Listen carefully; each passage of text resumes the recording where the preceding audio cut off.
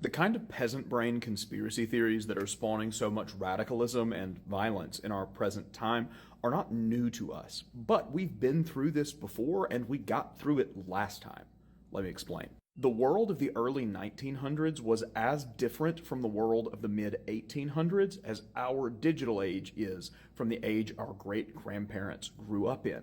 And anytime you get big shifts in the way people live and interact with one another, it creates an environment where the systems people interact with from day to day are too complicated for the average person to really grapple with.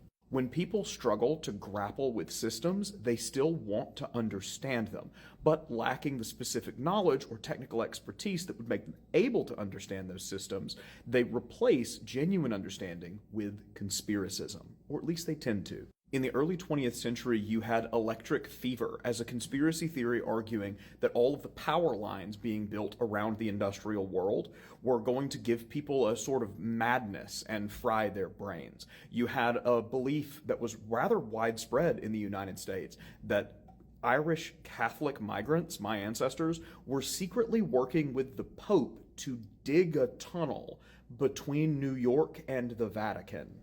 Say nothing for the seances and mystical thinking that was all the rage among the gentry in Europe. But more than that, you have Volkish movements in Germany, this return to the soil, true peoples movement that believes, among other things, that the German ancestors hailed from Atlantis and had superpowers. And when we look at our modern day and the conspiracism that is used to navigate things that are too big and complicated for most people to really grapple with in a way that brings them understanding, it helps to know that this isn't new.